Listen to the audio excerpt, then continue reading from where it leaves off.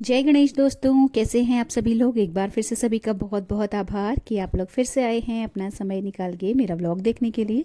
तो चलिए शुरू कर लेते हैं आज का वीडियो। तो व्लॉग की शुरुआत हो रही है दोपहर का लंच बनाने से। और दूध उबल चुका है और नाश्ता इसलिए नहीं बना रही हूँ क्योंकि नाश्ते में बटाटा वड़ा जो है मेरी जेठानी ने हम दोनों के लिए दे दिए थे, तो फिर नाश्ते का काम ख़त्म हो गया एक तरीके से। दही रात की जमी हुई है जिसको मैंने खट्टा होने के लिए रखा है क्योंकि दही खट्टी हो नहीं पा रही है। और ये किसी वजह से लास्ट डे मैंने ग्रेवी बनाई थी टमाटर की और ये सॉरी प्योरे बनाया था और ये यूज़ नहीं हो पाया, तो ये फ्रिज से बाहर निकाल के रखा है। ये अदरक लहसुन और प्याज और हरी मिर्च का पेस्ट है। ये है फाइबर आंवले का और हरी मिर्च जिसको मुझे बनाना है बहुत जल्दी।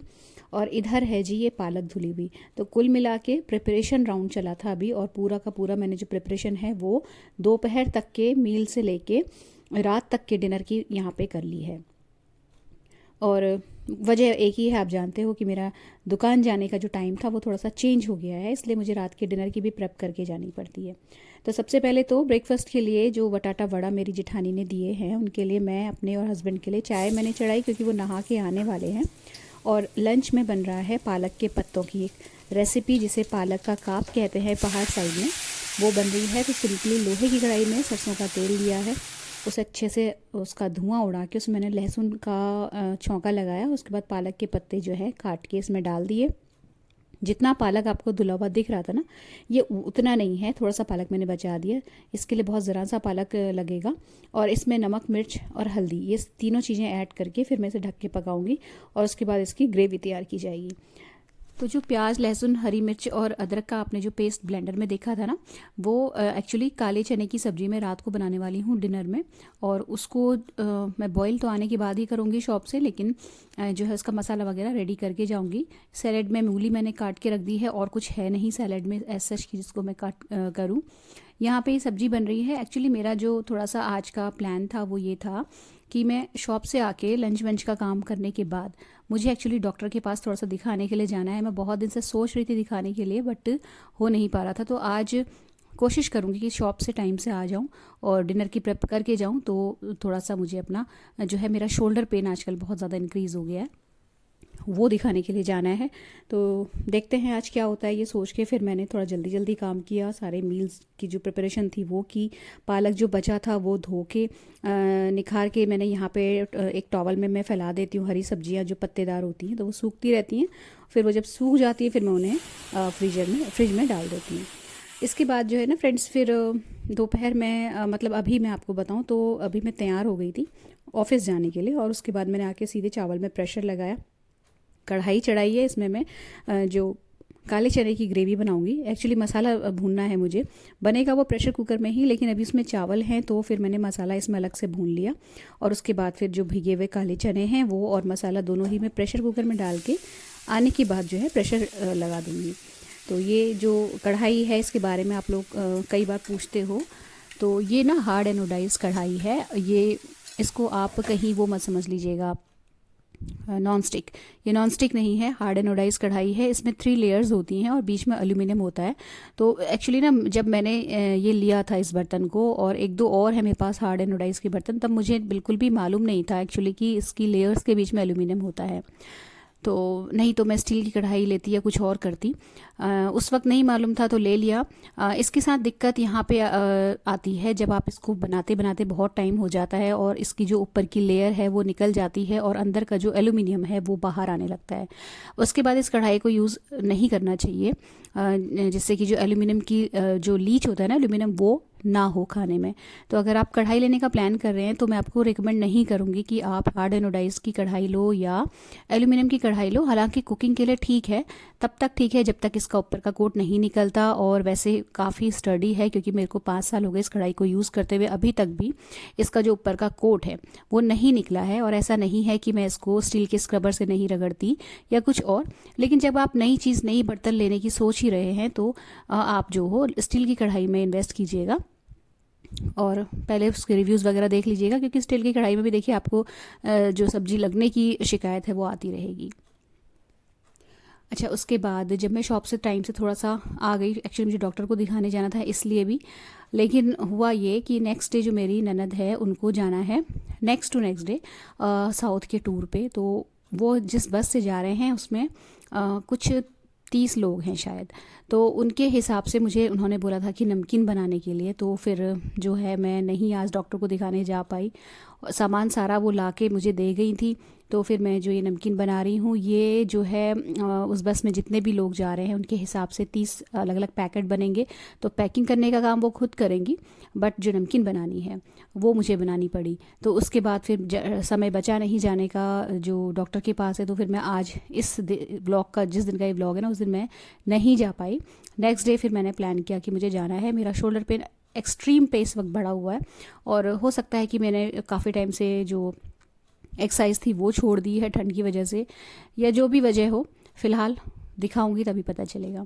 और ये जो मुरमुरे वाली नमकीन मैं बना रही हूँ, इसकी रेसिपी मैं कई बार शेयर कर चुकी हूँ। अगर आप लोग इच्छुक हैं तो मैं इसका, जिस ब्लॉग में मैंने शेयर की थी ना, उसका लिंक मैं डिस्क्रिप्शन में डाल दूँगी, आप देख लीजिएगा।